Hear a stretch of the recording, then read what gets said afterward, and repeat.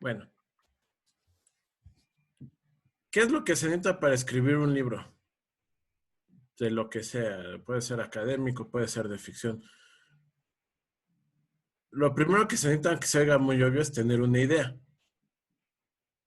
Ajá. Es, es, es que pienses qué quieres decir, cuál es el tema, de qué quieres hablar. Ujú. Que a veces es lo más tardado de conseguir porque estás tratando de juntar todo lo que has leído, has visto, has experimentado y te preguntas qué quieres compartir. Ajá.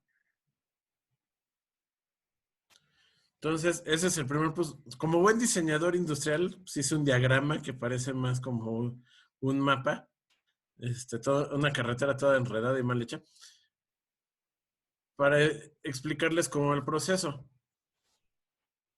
Lo primero, les decía, es la idea. Y un consejo que dan mucho a los escritores es que escribas lo que conoces, pero ¿cómo vas a escribir sobre un dragón si no existen dragones, verdad? Lo que puedes escribir es sobre, eh, por ejemplo, tener miedo a las alturas, que eso es algo un poco más común. Y ese mismo miedo, como lo describes o como lo sientes, es como describes que el personaje se siente al estar volando sobre el lomo de un dragón. ¿Sí? Ya que tienes la idea o el mensaje que quieres decir, por mensaje me refiero a cuál es el concepto de la historia. O sea, pensemos, por ejemplo, El Señor de los Anillos. El Señor de los Anillos, puede decirse que el concepto básico es este, hacer una comunidad para defenderse, para protegerse, para solucionar un problema que, como estamos viviendo hoy en día, es bastante esencial. El mensaje de Harry Potter es a lo mejor aceptar a las otras personas por como son, ¿sí? Aceptar a tus amigos por como son. Los mensajes de las novelas de Stephen King es, la mente humana está muy dañada, demasiado dañada para ser algo normal, ¿sí? Entonces, ya que se tiene esa idea, el siguiente paso es hacer un plot. Y aquí hay dos formas de hacer el plot. El plot es como, en términos de diseño, si quieren verlo así, es como el design brief. Es qué vas a diseñar, qué voy a hacer, ¿no? Entonces, el plot es tu guía, tu esqueleto de lo que vas a platicar. Que lo puedes hacer tan detallado o tan escueto como tú quieras. Y les decía que hay dos formas de hacerlo porque en general hay dos tipos de escritores. Los que hacen sus plots súper detallados, ¿sí? Piensen, ¿quién les gusta? Uh, Tolkien, ¿sí? Los escritores de cómic, que suelen hacer plots muy detallados. Y luego tienes a los escritores como George R. R. Martin, que es el autor de Game of Thrones, que básicamente escriben lo que se les ocurre conforme les va llegando a la cabeza y luego ya no saben cómo demonios terminar las historias. Es la diferencia. De hecho, un comparativo en ambos, ambas técnicas es la diferencia entre un arquitecto que lo hace todo estructurado y un jardinero que solo va podando el jardín y le va dando forma conforme va creciendo. ¿Sí? Y luego estamos, y me incluyo, los que estamos en medio de que tenemos una idea de un plot general, así lo más básico, la estructura más básica de casi tres, cuatro párrafos, y nos vamos inventando el resto sobre la marcha y escribiendo las cosas en desorden, que normalmente empiezas por el final para después saber cómo vas a llegar al final. Quien hace eso, quien es muy dado a hacer eso, son los escritores de Pixar. Los guionistas de Pixar normalmente terminan, escriben, empiezan por el final de sus películas y luego trabajan hacia atrás. Entonces, lo último que escriben es el inicio, ya que saben a dónde tienen que llegar los personajes. Y aquí ya depende a quién le quieran hacer caso. Hay varias estructuras de cómo armar una historia. Está el método aristotélico, que son de 3 actos, que es el que se usa mucho en teatro. Está la estructura de la jornada del héroe, que la versión más comercial de ella es Star Wars, la trilogía original.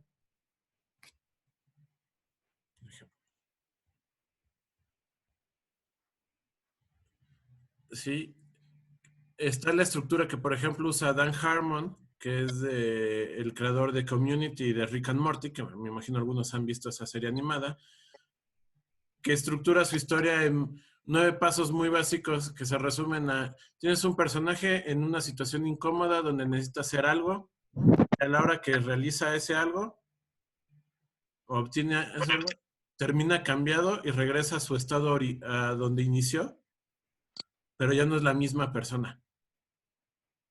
En Rick and Morty lo ven en el episodio en donde terminan en un universo paralelo porque su universo original terminó lleno de mutantes. ¿Sí? O si quieren verlo en un ejemplo de literatura, El Hobbit. Bilbo sale de viaje, tiene aventuras, pero sigue regresando a la comarca, solo que ya no es el Bilbo de antes. ¿Sí? Cada quien estructura su historia como quiere. Me ha tocado en los grupos de escritores en los que he estado, quien se echa sus plots así de 3, siguiendo una estructura aristotélica. Hay quien se lo hace como Dios le da a entender. El chiste es que viene la etapa de escribir, escribir y escribir. Y escribir esto implica que escribas en cualquier momento libre que tengas. Porque esto es como tener un segundo trabajo. De nada sirve tener la idea si no la terminas. Y escribir es la parte sencilla. La parte difícil es la que sigue, que es el editar. Edit editar, tú cuando escribes una historia no la publicas luego, luego. Puedes hacerlo, pero no debes hacerlo. Porque es mala forma, porque tiene muchos errores, porque a lo mejor tiene inconsistencias, tiene incoherencias. Este es el libro que escribí para los que no lo conocían, ¿sí? Que son 97,000 palabras. Y para llegar a la versión que conoció el editor, bueno, la editorial que lo publicó, tuve que estarlo editando durante 8 meses. Fueron 7 versiones del libro, de correcciones tras correcciones. Un amigo que es escritor me ayudó a pulirlo, ¿sí? Me ayudó a anotar las cosas que se me estaban yendo. Y ya que terminas ese proceso de quitar escenas, agregar escenas, cambiar diálogos, checar que todo suene coherente, viene la decisión más pesada como escritor. Sobre todo si quieres publicar en Estados Unidos. Y digo en Estados Unidos porque aquí en México la industria editorial tiene una serie de detalles y problemas que dificultan todavía más el publicar. Entonces yo lo que hice fue buscar publicar en Estados Unidos. La novela está en inglés. Y yo tenía 2 opciones. El autopublicar, que ya te lo permite Amazon, subes tu libro, subes tu portada y ellos lo imprimen y lo venden. O el querying, que es mandar como solicitudes a agentes o editoriales directamente, esperando que les guste el concepto, que les guste el libro y que digan, va, te lo publico. Es muy normal que recibas un montonal de rechazos. J.K. Rowling con Harry Potter recibió alrededor de 62 rechazos y ella es la que menos rechazos ha recibido. Stephen King ha dicho que tiene cajas llenas de cartas donde rechazan sus historias. El promedio es que recibe 100 y esas son las que te contestaron. Hay otras tantas que te ignoran. Hay muchos procesos para contactar a los agentes por correo, por concursos que hacen en Twitter, por conferencias, si vives en Estados Unidos. Igual con las editoriales. La diferencia es que el agente, que es como tu representante, si fueras un actor de cine, primero lee un resumen del libro, luego ve si le interesa, te pide todo el libro, te pide hacer más correcciones y él se encarga de venderlo a la editorial y se queda con su mochada. Si tú vendes directo con la editorial, bueno, si metes el libro directamente con la editorial, pues te evitas ese intermediario. Pero es más difícil porque ellos quieren leer todo el libro y se tardan de 6 meses a un año en responderte. Yo corrí con suerte. Encontré una editorial pequeña que me la habían recomendado algunos conocidos escritores. Como ven, menciono muchos conocidos escritores porque aparte de ser escritor es ser bastante sociable, entonces hay que estar mucho en grupos de escritores. Y me recomendaron esta editorial. Contacté a Geoff, que así se llama mi editor. Después de platicar con él, que me contestara algunas dudas, le mandé el libro, le gustó, me mandó un contrato en donde se estipulaba la cuestión de regalías, derechos de autor, distribución, todas las responsabilidades que tienes como escritor, que incluye portarte bien en redes sociales, y las obligaciones que tiene la editorial, como que ellos tienen que costear todo. Tú como escritor no tienes que pagar nada, ellos tienen que costear todo: diseño de portada, ediciones, correcciones de estilo, impresiones. Cuando una editorial les diga que ustedes tienen que pagar, salgan corriendo. ¿Sí? Y ya que, bueno, con este editorial, con Geoff, que les gustó el libro, hubo que pasar por otras 3 o 4 rondas de editar y editar y editar el libro, hasta que quedara lo suficientemente bien para ser publicado. Ujú. Y ya que se terminó de editar, que ya se tenía el documento, vino el diseño de portada. ¿Sale? Normalmente las editoriales no le preguntan al escritor de la portada, o sea, te dicen, ya, tú ya entregaste lo tuyo, el resto es nuestro chamba. Y te mandan por un tubo, no puedes ni opinar de la portada. ¿Sí? ¿Por qué? Porque muchas editoriales ya tienen su catálogo de diseñadores de portada, de ilustradores, a los que les mandan un resumen del libro y el artista lo interpreta como puede y lo hace, ¿no? Lo redacta, lo ilustra. Yo corrí con suerte, les digo que corrí con suerte. La ventaja de haber estado de estar en una editorial muy pequeña es de que a los escritores nos prestan más atención comparado con una editorial grande, una de las 5 grandes, que es por ejemplo eh, Penguin, que es la que publica Harry Potter, que son editoriales gigantescas en donde ya tienen todo un equipo armado. Las editoriales pequeñas suelen prestarle más atención a los escritores porque los hacen parte de su equipo. Entonces, corrí con suerte porque mi editor me dijo, oye, si sabes de algún ilustrador que quiera hacer la portada y lo puedes contactar, pues ya negociamos con él lo de su pago, lo de cómo va, lo de los derechos, y ya se. Y yo conocí a un dibujante mexicano que se llama Salvador Velázquez, ¿sí? Que es el que hizo la ilustración. Y la ventaja que yo tuve es de que él quiso leer todo el libro, no solo un resumen. Se chutó todo el libro, hizo sus notas y estuvimos 6 meses platicando y comentando y discutiendo y haciéndole mejoras desde el boceto hasta el último detalle de la contraportada. ¿Sí? Y ya que nos envió la ilustración, de la cual él tiene los derechos de autor, cabe aclarar. O sea, yo tengo derechos de explotación, pero él tiene derechos de autor porque su ilustración fue un acuerdo que tenemos él y yo, porque él usa la ilustración para fines promocionales de su trabajo. Entonces, ya había que diseñar la portada, meterle el resumen atrás. Hay quienes ponen su resumen del libro, hay quienes ponen citas de autores que ya leyeron el libro para que los lectores tengan como que la recomendación de alguien más, ¿sí? Y luego viene la parte que muchos escritores detestan, porque no es natural para ellos, que es estarse promocionando como loco en redes sociales. Hoy en día tienes que estar hablando de tus libros en Facebook, en Twitter, en Goodreads, en Instagram, en WhatsApp, estar comentando y promocionando y publicando y diciendo que tienes un libro y que lo lean y consiguiendo reviews, consiguiendo gente que lo lea y que le dé calificaciones. Y esto es de diario. Desde que publiqué el libro en agosto a la fecha, diario mando cerca de entre 10 y 15 tweets promocionando el libro, aparte de todo lo que pierdo el tiempo en Twitter. Y mientras estoy haciendo eso, ya tengo que estar escribiendo el segundo libro. Afortunadamente a la editorial les gustó mucho el libro, les fue bien en ventas, para ser una editorial pequeña, y me dijeron de que ya tengo que entregar el borrador del segundo libro para finales de julio. Obviamente con esta de la contingencia el plan se ha ido atrasando. Ya casi termino esto. Y esto nos lleva a que regresamos al punto inicial, hay que tener una idea. Entonces, muchos escritores, mientras están editando el primer libro, ya están trabajando en el segundo. A menos que seas J.R.R. Martin, en el que te tardas 10 años entre libro y libro.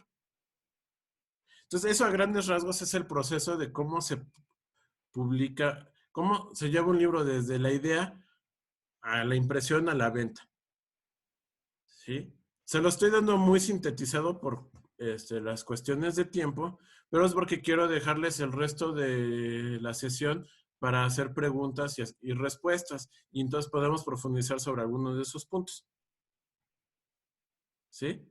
Entonces, pues, les dejo el micrófono abierto para quien quiera hacer alguna pregunta. La haga, ¿sale? Y trataré de contestárselas lo más concisa posible.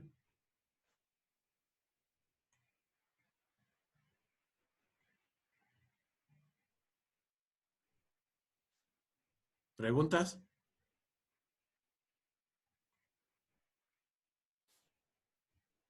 Sí, ¿me escuchan? Ya. Ok, primera pregunta, ya que nadie más está atreviendo. Precisamente con lo que acabas de mencionar de la situación actual de la pandemia. ¿Qué tal les ha ido? ¿Has tenido información acerca de las ventas del libro en estos días? ¿Ha sido afectada? Sí, no, mira, a mí cada cuatrimestre me mandan un estado de cuenta de cuántas ventas ha habido, porque me tienen que hacer el pago de regalías. Igual cada cuatrimestre me llega por PayPal mi Chequecito. cheque virtual, por así decirlo. Entonces, en esa, la editorial me manda un desglosado de todas las ventas que ha habido en ese periodo, tanto de libros impresos como de libros electrónicos. Ok. Libros impresos obviamente ha bajado masivamente. Por uno, las librerías están cerradas. El libro se vende en algunas librerías físicas en Estados Unidos, no en todas. El mayor punto de venta es Amazon, que tiene los físicos y los electrónicos. Entonces, libros físicos han bajado. Uno, porque las librerías están cerradas, y dos, porque Amazon le ha estado dando prioridad a productos esenciales para la distribución de cosas y de su sistema de distribución en estos días. Entonces, los libros no son particularmente la prioridad. Libros electrónicos sí ha subido, porque como esos no dependen de una distribución física, simplemente dependen de que alguien dé clic y pague en Amazon y les mandan el archivo electrónico. Eso sí ha habido un aumento, no te voy a decir que una explosión, pero como la gente está en casa encerrada leyendo, Ujú. eso hace que estén buscando nuevos libros que leer. Yo sí he notado que tengo que hacer más publicidad en estos días, sobre todo en Twitter, que es donde más se promocionan libros, porque siempre hay gente buscando de recomiéndenme libros, recomiéndenme libros. Y pues aprovechas así bien, sin vergüenza y decir de, sí, te recomiendo que compres mi libro, es genial, lo vas a disfrutar. Y Ok, sí se ha notado un poco de aumento de ventas en ese sentido. ok. ¿Has usado Instagram para promocionar tu libro? Sí, Ok. no en fechas recientes, pero lo que hice es en los meses previos a la salida a la venta, Ujú. tomé una foto de cada inicio de capítulo, Ajá. por ejemplo, así. Sí me acuerdo, sí. Claro. Tomé una foto de cada inicio de capítulo y lo Ujú. fui subiendo a Instagram y dando como, no spoiler, pero como una explicación del tema o del concepto de ese capítulo, porque hasta los capítulos deben tener tema. Claro. Yo como escribo mis libros es muy... un amigo me lo comparaba mucho con una serie de televisión episódica. O sea, cada capítulo es un episodio de televisión. Ok. Entonces, tu primera temporada, ¿cuántos episodios tiene? Ahorita te digo. Como 25, una cosa así, ¿no? Como si pudiera recordar todos estos detalles. Tiene 22 episodios, 22 capítulos, que sería O el sea, equivalente a una serie de televisión. sí es cierto, a una primera temporada basta, ¿no? Sí, obviamente no todos los capítulos son del mismo largo. Hay unos que son de 3, 4 páginas, hay otros que son de 20 páginas. Bueno, también te dijeron tus editores, acaso, creo que me comentaste en alguna ocasión que te solicitaron, no te sugirieron, te solicitaron agregar un capítulo completo, ¿verdad? A tu historia. Sí, que es la primera vez que pasa. Normalmente me dicen que le quite cosas. Ok, ok. Eh, Cuando estás en el proceso de publicación, que estás con un editorial, muchas veces te hacen cambios. Hay editores que se ponen en plan de, son los cambios que ellos dicen y se acabó, sobre todo cuando eres un autor primerizo, Ujú. porque pues entiende, están poniendo de su dinero para publicarte, se la están jugando. Ya cuando eres un autor establecido, pues ya te dejan hacer muchas cosas que se ve luego reflejado en el libro. Caso en punto, Harry Potter, pues el último libro tiene sus detallitos, porque ¿quién le iba a decir a Rowling que algunas cosas no tienen mucha coherencia? Ok, o sea, ya Acá, había crecido tanto. exacto. Se vuelve un poco difícil decirle las cosas al autor. Yo en mi caso, con mi editor, fue sí estar discutiendo de, ok, ¿quieres que quite esto? ¿Quieres que agregue esto? En algunas partes tuve que defender la idea, otras partes sí tuve que aceptar de, bueno, ok, tú conoces mejor el mercado, entonces lo elimino. Ujú. Acá se dio el caso que me dijo que agregara un capítulo porque justo a la mitad del libro había un brinco Amplio. muy amplio entre la última escena del capítulo, creo que es el 14 y la primera del 15. Entonces me dijo, ¿sabes qué? Entre ese brinco tienes que agregar un capítulo que muestre qué está pasando para que no sea un salto tan grande Ujú. que rompa la continuidad. Ok, entonces hiciste el puente. Hice el puente. Yo hice un poco de trampa. Ok, Me refiero, en esa época estaba escribiendo un cuento corto que era relacionado con la novela, es una especie de precuela, y lo que hice fue usar ese cuento corto como inspiración para ese capítulo. A lo que voy, en el capítulo que agregué, dos de los personajes están narrando una leyenda que ocurre en el lugar donde están miles de años atrás, y el cuento corto es lo que pasa de veras en esa leyenda. Esa es la ok, historia de esa leyenda. claro. Entonces lo que hice fue vincular ambas para no tener que estarme quebrando la cabeza de ¿y ahora qué voy a hacer? Ujú, ujú. Eso estuvo pues, bien, ¿no? Digo, trampa yo no lo llamaría del todo. Creo que sacaste una muy buena estrategia. No sé, ¿alguien más quiere hacer una pregunta? Digo, porque yo también todavía sigo teniendo algunas que les interese. En lo que alguien se anima, me gustaría preguntarte otra cosa. Ujú. ¿Por qué elegiste escribir la novela en inglés y por qué decidiste irte directamente con un editorial anglohablante? ¿Tiene que ver con el género? Mira, es muy buena pregunta. Son varias razones. Una, género de fantasía y ciencia ficción sí se publica más en inglés que en español. Esa es la Es un hecho. realidad.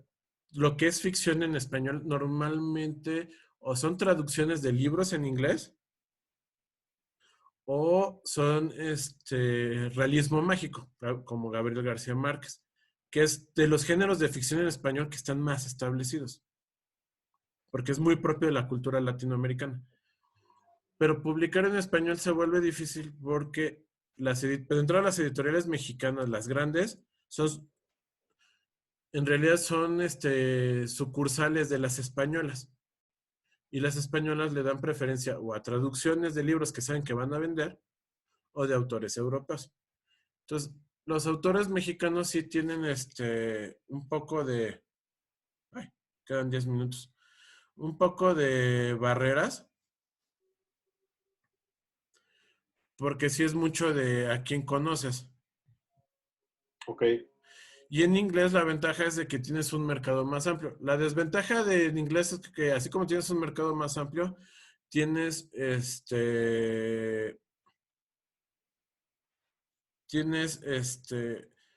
mucha competencia y son más selectivos, entonces cuesta trabajo entrar. Es el doble de difícil que aquí. Aquí si consigues entrar en una editorial ya lo hiciste, allá te tienes que estar manteniendo. Entonces sí fue una decisión consciente escribir en inglés. Nos dice esto que nos quedan 9 minutos para preguntas. Sí, ¿alguien más les gustaría hacer alguna pregunta?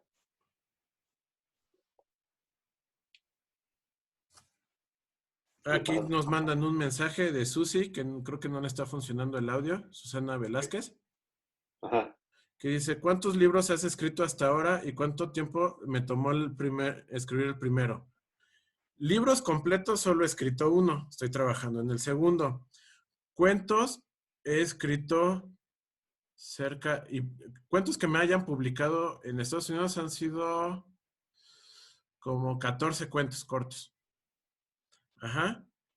Y de esos, el libro que es el que más me tomó tiempo, la novela, me tomó como 4 años planearla, 6 meses escribir el primer borrador, 6 meses de edición y otro año para lograr publicarla. Entonces diríamos que 2 años desde que se me ocurrió la idea hasta la publicación.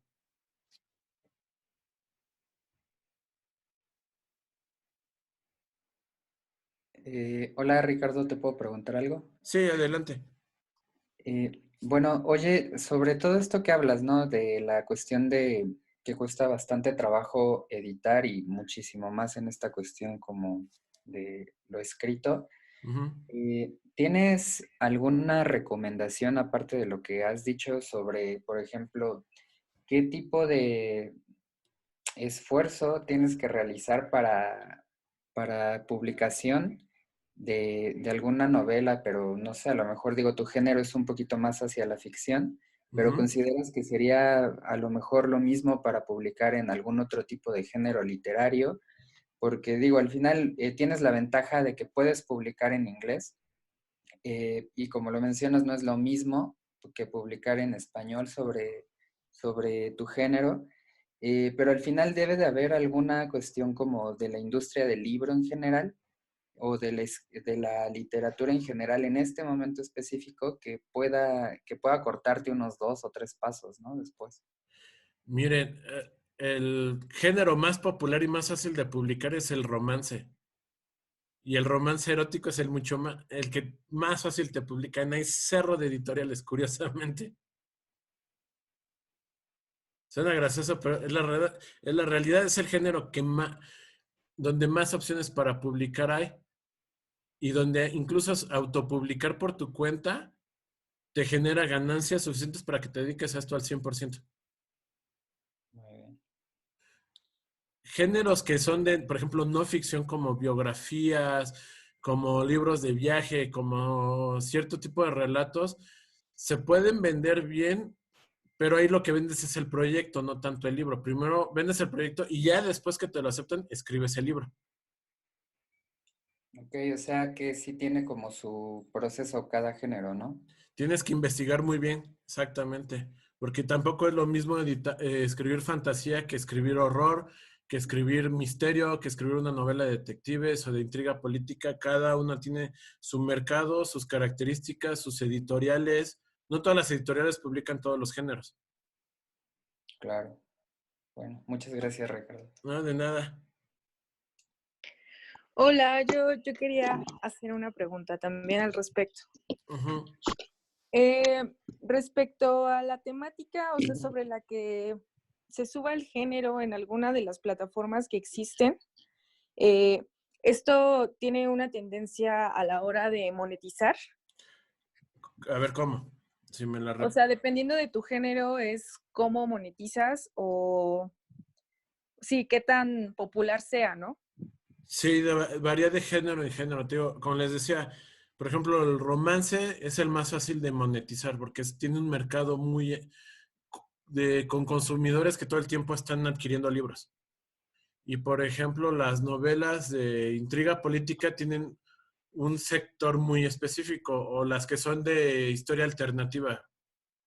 Sobre todo historia alternativa es un nicho muy, muy pequeño comparativamente con, por ejemplo, romance. Entonces sí cambia mucho la estrategia de monetizar. Incluso dentro de la fantasía y la ciencia ficción, dependiendo del tipo de fantasía o de ciencia ficción que escribas, porque hay subgéneros para aventar, me tardaría una hora enlistándolos, cambia mucho la estrategia. Yo lo que hago, por ejemplo, es que en mi estrategia de venta comparo mucho mi libro con Final Fantasy, con el videojuego. ¿Por qué? Porque aparte que es una de mis influencias, yo le estoy pegando a ese mercado en particular, de la gente que le gustan ese tipo de videojuegos o que le gusta ese tipo de narrativas. Si tú quieres medio de anime, medio de RPG, entonces mi estrategia de monetización es muy diferente ahí, porque tengo que sectorizar muy bien mi mercado. Esto de ser escritor te enseña un montonal de mercadotecnia que no ves en la carrera. Claro. Oye, ¿y tienes algún sitio web? O sea, bueno, comentaste que está en Amazon, comentaste que has hecho promociones a través de tu Instagram, pero ¿hay algún otro sitio donde podamos encontrar algo, o sea, relacionado con tu Sí, libro? déjense, los pongo en el chat, Okay. porque es más fácil ¿cómo entro aquí al chat? Entonces, aquí está. Lo estoy escribiendo ahí. Ese es mi sitio web. Ok, gracias. Bueno, mi blog, ahí pueden encontrar todas las cosas de las que hablo y también ligas a los libros y a los cuentos que he publicado. Ok, muchas gracias. ¿Sale? ¿Tenemos tiempo para una última pregunta antes de despedirnos?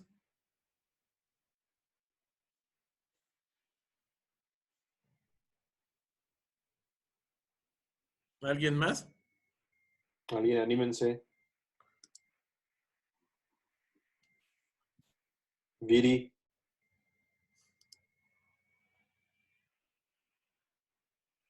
Bueno, si no, pues ya damos por concluida la Yo, plática. ¿Qué pasó? bueno, yo cuando vi la portada de su libro pensé que se trataba como de un cómic y, perdón, em, es que me pusieron a cuidar a mi sobrino, Sí, no te pero preocupes. le decía que si nunca ha pensado como en publicar algún cómic o si es muy distinto a publicar un libro. De hecho, yo empecé escribiendo guiones de cómic en la carrera. Antes de ponerme a escribir, no, libros como tal o cuentos, tendré como 10 años, pero en la carrera yo empecé a hacer guiones para cómic. Sí, lo he pensado. Originalmente la novela iba a ser un cómic, no es que no soy muy bueno, no soy muy rápido dibujando. De hecho, mi editor quiso, lo he comentado con el dibujante de la portada, con Salvador, de ver la manera en algún momento hacer la novela gráfica.